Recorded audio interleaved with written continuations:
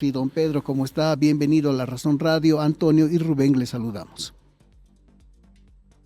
Muchas gracias, Rubén y Antonio, por esta oportunidad, pues, de brindar a la población algunas cifras del sistema financiero en el marco de una conferencia que se dio el día de ayer, precisamente para aclarar algunos temas relacionados con un informe que sacó un boletín a Soban hace un par de días y habíamos visto varios titulares que en realidad tal vez no están rescatando adecuadamente la situación del sistema financiero nacional. Vamos a ir por lo general, ¿sí? Y es bueno siempre decirle a la gente, Pedro, ¿cómo está el sistema financiero en este momento? ¿Cómo están sus cifras? Comenzando por la cartera de créditos, los depósitos, el patrimonio, en La fin, mora. todo lo que se puede destacar. Luego vamos a hablar un poquito de la mora, seguramente vamos a profundizar en eso. Pedro, por favor, adelante. Muchas gracias. Mira, queremos, bueno, primeramente informar a la población que tanto la cartera como los depósitos mantienen una dinámica importante, más incluso los depósitos que la cartera. Los depósitos del público se han incrementado en 12% en los últimos 12 meses, llegan actualmente a más de 220.000 millones de bolivianos. El crecimiento de los últimos 12 meses ha sido el mayor que hemos visto en los depósitos desde el año 2020, ¿no? En los últimos 12 meses del crecimiento de los depósitos. Hay que, respecto a esto, tal vez aclarar lo siguiente. En muchos informes, boletines estadísticos, como es el caso de Asoban, que no tienen otra información que no es la que tiene ASI, es la misma información, Ujú. solamente que hay que interpretarlo adecuadamente, ¿no? Cuando muestra información estadística, obviamente está mostrando lo que se observó hace 12 meses cuando teníamos en vigencia una entidad financiera denominada Banco Fácil, que fue intervenida en el mes de abril del año de 2023, el año pasado.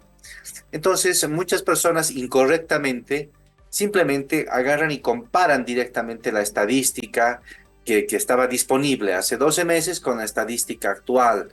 El problema es que hace 12 meses el banco estaba y actualmente no está el banco. Ujú. ¿Dónde llegó a parar el banco? Gran parte, más del 50% de lo que tenía esa entidad, está en este momento en un fideicomiso administrado por el Banco Unión. Entonces, lo correcto es comparar las entidades que hoy están vigentes con las mismas entidades hace 12 meses atrás, sin incluir el ex Banco Fácil, ¿no? Porque si lo incluimos y no consideramos que el banco ya está formando parte de un fideicomiso, pues da a parecer que en realidad no tenemos crecimiento de cartera y depósitos, lo cual es totalmente erróneo, ¿no? Entonces tenemos que comparar las entidades vivas hoy con las entidades, con las mismas entidades hace 12 meses. Y vemos que ahí pues se presentan crecimientos importantes, como en el caso de los depósitos, donde la caja de ahorros es la que principalmente ha crecido en más de 7.700 millones de bolivianos, representando el 33% del crecimiento de los depósitos del año pasado. Lo mismo ha pasado con la cartera de créditos, ¿no? El mismo ejercicio, ¿no? Muchos análisis incorrectos también comparan la estadística publicada hace 12 meses atrás, que incluía al ex Banco Fácil, con las estadísticas actuales que no incluyen al Banco Fácil porque esa entidad fue intervenida. Haciendo la exclusión de la entidad para limpiar estos errores de análisis, podemos observar que la cartera ha crecido en 7,9% en los últimos 12 meses y tenemos más de 104.000 nuevos prestatarios, con lo cual actualmente tenemos en el sistema 109.000 millones, perdón, 1,9 millón prestatarios, ¿no? 1,9 millones de prestatarios. Ujú. En los últimos 12 meses, el microcrédito es el que más ha crecido, con un incremento del 41%. Son 6.400 millones de bolivianos que ha incrementado el microcrédito, de los 15.700 millones totales que se incrementó la cartera.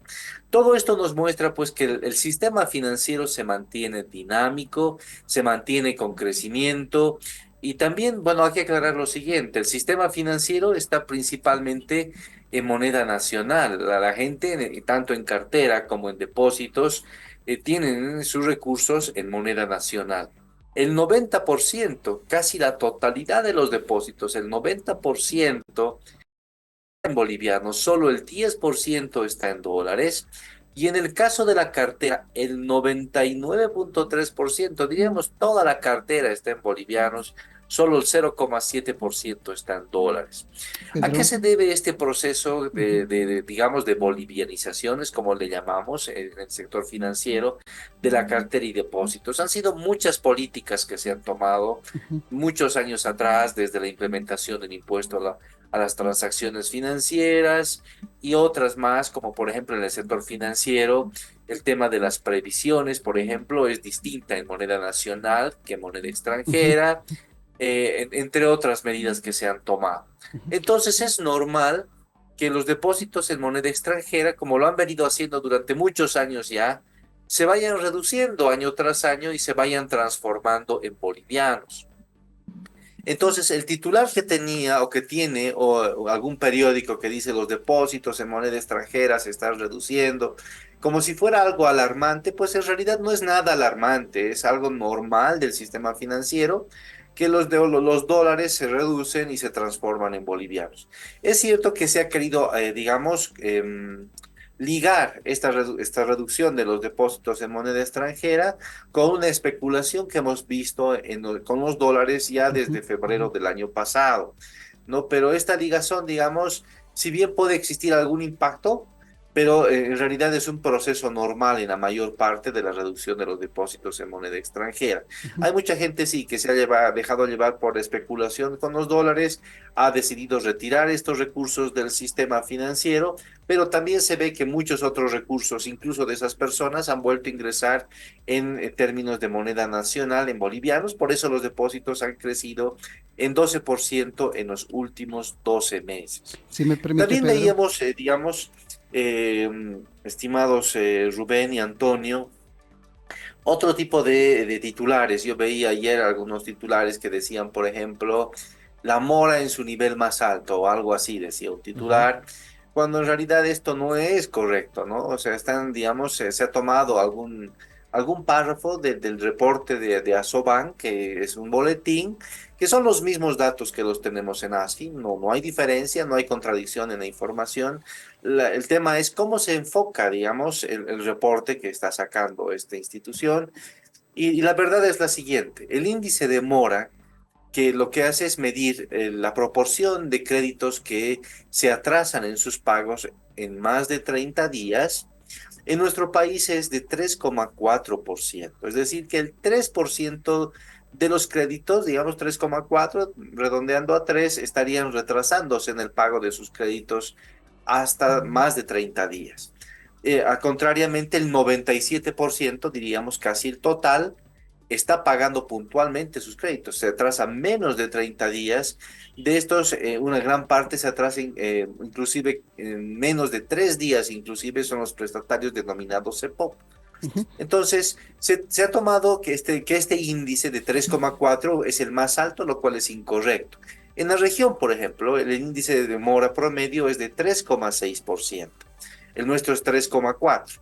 Hay varios países que están con índices mayores que el nuestro. Por ejemplo, ahí tenemos a Argentina con 3,5%, Brasil 3,9%, Ecuador 4,7%, Perú 4,8% y Colombia 5%. Ujú.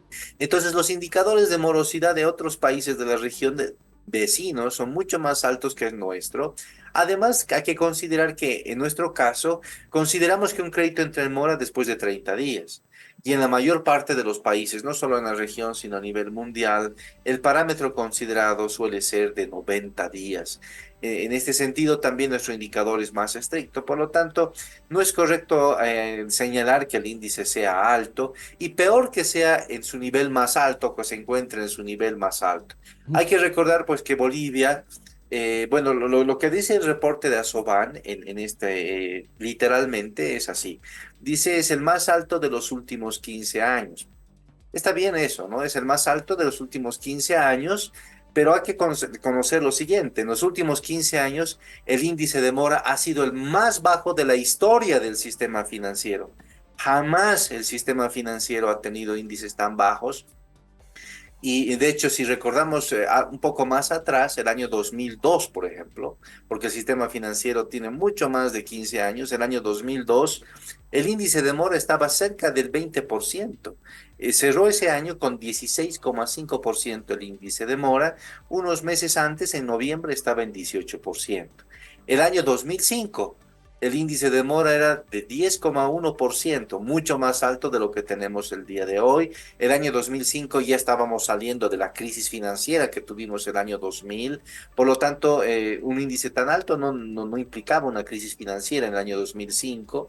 El índice de mora, por lo tanto, los titulares debieron ser el índice de mora actual es históricamente uno de los más bajos.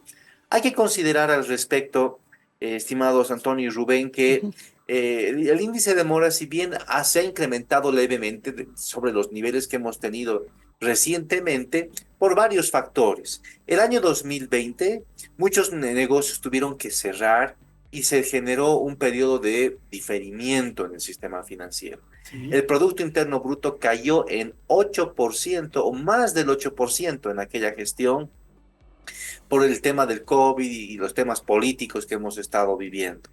¿No? Con una caída tan grande del Producto Interno Bruto, el sistema financiero pues podía haber sufrido impacto muy grande si no se diferían los créditos. De hecho, casi el 65% de los créditos accedió a un diferimiento. No pagaban las personas porque estaban encerradas en sus casas, no generaban ingresos. Entonces, el sistema financiero congeló a esas personas en su estado, la mora se quedó baja en 1,5%, pero de forma artificial, fue normativo. No era porque la gente pagaba, sino más bien la gente no pagaba en un 65% pues la gente estaba encerrada, no tuvo que pagar. Inclusive después, el año 2021, se dio el periodo de reprogramación y prórroga también para los prestatarios que inclusive después del periodo de diferimiento todavía no podían pagar inmediatamente sus cuotas. Ujú. En el sistema financiero no se vivió ningún tipo de deterioro de las variables. El índice de mora se quedó bajo, pero lo cierto es que muchos negocios en ese momento fueron debilitados y actualmente ese efecto se está sintiendo de forma rezagada.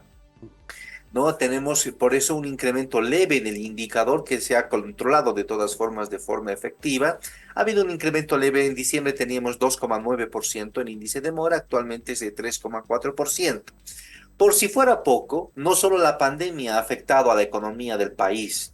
Hemos visto manifestaciones y conflictos sociales. Por ejemplo, en Santa Cruz, hace un par de años, por el tema del censo, se hizo un paro que duró casi un mes.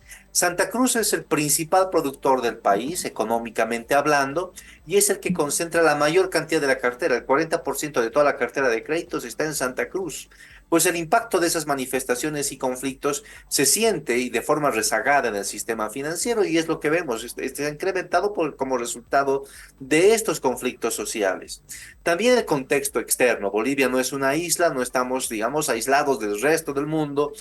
En el mundo vemos que el conflicto de Rusia y Ucrania ha generado incrementos de las tasas de interés mundiales, porque las tasas de inflación también de las principales economías, incluso de Estados Unidos, han permanecido bastante elevadas, cosa que no hemos visto en el país, pero sí obviamente hay un impacto también que se siente.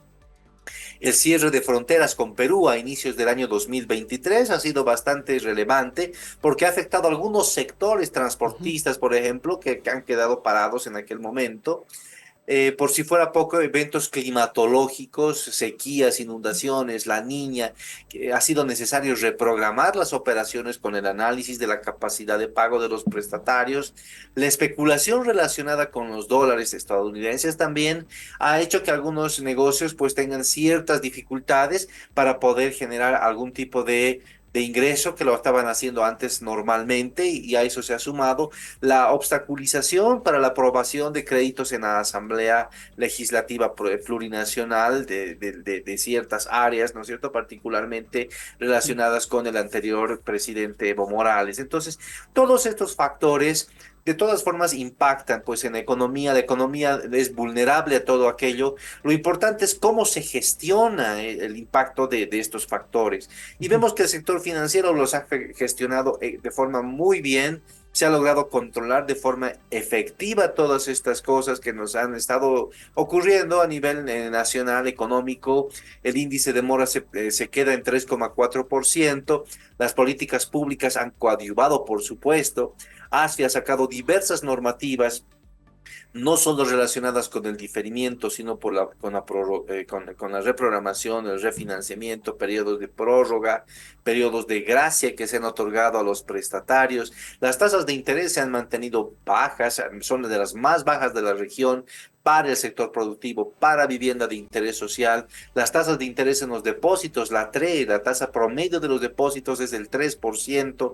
En Estados Unidos, la tasa de interés, por ejemplo, de la banca, se ha incrementado en un nivel sin riesgo, como lo llaman ellos, para los títulos del Tesoro de los Estados Unidos, desde casi 0%, era 0,25%, y en 12 meses se incrementó hasta por encima del 5%, 5,25%, y se ha mantenido así desde el año pasado. Entonces, en nuestro país, este tipo de situaciones no las hemos visto. De hecho, se ha controlado la inflación, se ha controlado el tema de la mora, y el reporte de Asoban, que maneja las mismas cifras de ASFI, pues refleja esto nada más, solamente que han habido ciertos titulares que han incomodado porque estaban un poco desinformando al público, ¿no? Porque no es esa la situación del sistema financiero, que se mantiene sólido, solvente, la liquidez es la más alta que hemos visto en los últimos años, en realidad históricamente la más alta, nunca hemos tenido tanto activo líquido en el sistema financiero, que son recursos disponibles para seguir creciendo,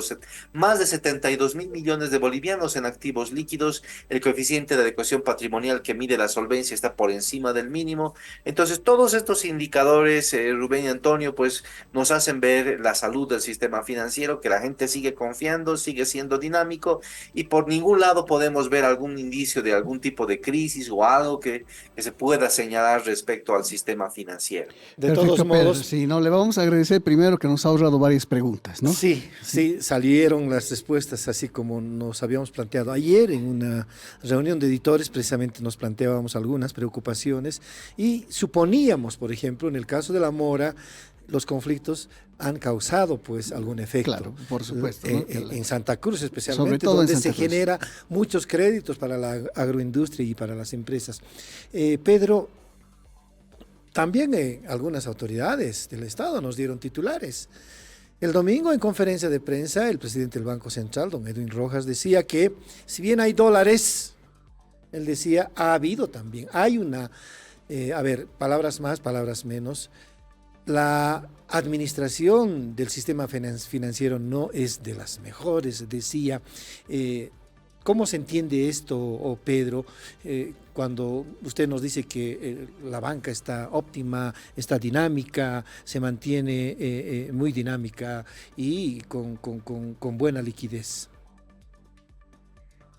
Me imagino, bueno, no escuché la entrevista del presidente del Banco Central, pero me imagino a lo que se estaba refiriendo es al tema de los dólares precisamente, ¿no? Ujú.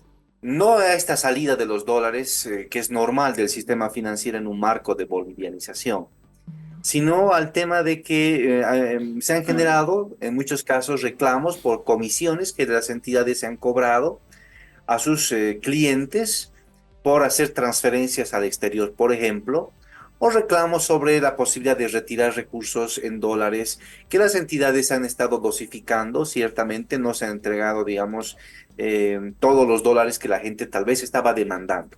Y aquí hay que hacer las siguientes puntualizaciones. Cualquier sistema financiero, no solamente el boliviano, en Bolivia y en cualquier parte del mundo. Imagínense que solo en un país avanzado, puede ser Estados Unidos, lo que ustedes quieran, todos sus depositantes quisieran retirar todos los recursos que han depositado, el mismo día o el mismo mes o el mismo año. No lo van a poder hacer, ni aquí, ni en Estados Unidos, ni en ningún lugar del mundo, porque el sistema financiero lo que hace es intermediar los recursos, ¿no es cierto? Entonces toma lo que se deposita y los coloca en cartera. Por supuesto que eventualmente, en el tiempo, esos recursos se pueden devolver, todos, la totalidad. Pero eso sería el cierre de un sistema financiero. O sea, cierra el sistema financiero, recupera toda la cartera y devuelve todos los recursos. Eso es un tema, digamos, de liquidez. Porque en el corto plazo sí se puede, digamos, satisfacer a un grupo de demandantes de recursos, pero no a la totalidad.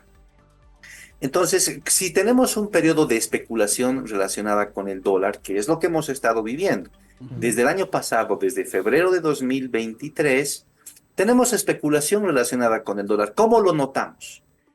La gente quiere retirar más dólares de lo que solía retirar, ya no es normal.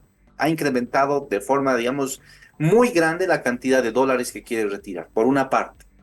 Por otra parte, existen personas que no solían, por ejemplo, realizar compras por internet, no solían hacer pagos por POS en el exterior del país en moneda extranjera, no solían ir, por ejemplo, en algunos casos ha habido gente que ha especulado de la siguiente forma. Iban a la frontera, por ejemplo, con Perú, y retiraban de cajeros automáticos de forma regular moneda extranjera, cosa que nunca lo habían estado haciendo con anterioridad. Entonces, todas estas prácticas especulativas relacionadas con el dólar, pues, generan una presión sobre el sistema financiero que tiene bajo su administración en sus bóvedas al mes de abril 285 millones de dólares. Sí. Entonces me imagino que el comentario dado por el presidente está en relación a de que ¿por qué no se usan con mayor velocidad esos 285 millones de dólares para entregar más dólares a la población? No, me imagino que fue hacia ello, porque Ujú. compara, creo que se compara, digamos, en ciertos momentos el sistema financiero tuvo menos dólares que los 285 millones, ¿no? Que tiene al cierre del mes de abril. ¿No? Y eso está en el marco de la preocupación que como ente emisor pueda tener el Banco Central. En todo caso, la pregunta habría que hacerle a él.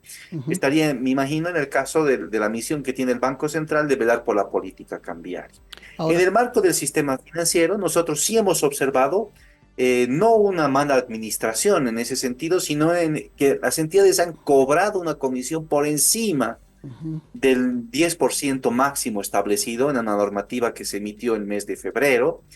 Y al respecto hemos sancionado, ¿no? Hace unas 2 semanas hemos salido en otra conferencia de prensa explicando a la población que hemos sancionado a 22 entidades financieras que estaban especulando, no especulando, sino cobrando comisiones por encima del 10% establecido como máximo.